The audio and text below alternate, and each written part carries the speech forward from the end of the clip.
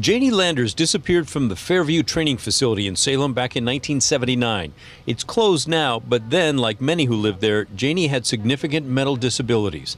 Unknown to her or anyone else, it seems, a man working at the laundry facility there was a violent rapist, sentenced to life in prison in Tennessee back in 1961, but paroled just 12 years later. He was never considered a suspect in the case. Janie's younger sister, Joyce, was 13 years old back then. She remembers the horror of Janie's disappearance. I had a really hard time with it. The whole family did. 5 days after she disappeared, Janie's body was found dumped in a field. Detectives had a few leads and suspects at the time, but the case kept hitting dead ends, and eventually, as the binders of notes grew, it became a cold case. But her sister, Joyce, who now lives in Coos Bay, we talked over FaceTime, would not let it go. I wanted her case solved. She was important to me. It was something I did for my parents. 2 years ago, she convinced the detectives to take a look at the case again. It was around the time of the anniversary of Janie's murder, so she had again contacted and just asked that it be reopened. There was no new information at that point at all. Their fresh eyes realized DNA sampling of Janie's tank top had never been done.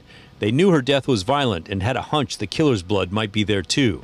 They sent it to the crime lab and waited 9 months.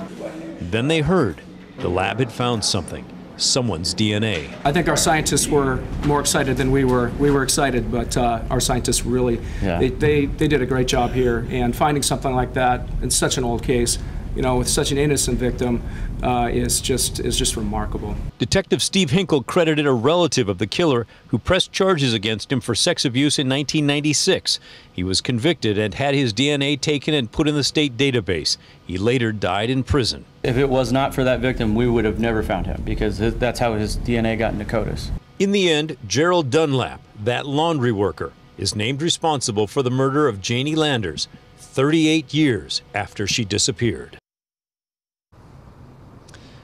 Janie's sister says this is understandably kind of a rough day. She's reliving all the emotions from back then, but she's glad she didn't give up and kept pushing the detectives to look one more time. Now she says Janie can rest in peace. Back to you. Oh, she can take comfort in that. Thank you, Pat.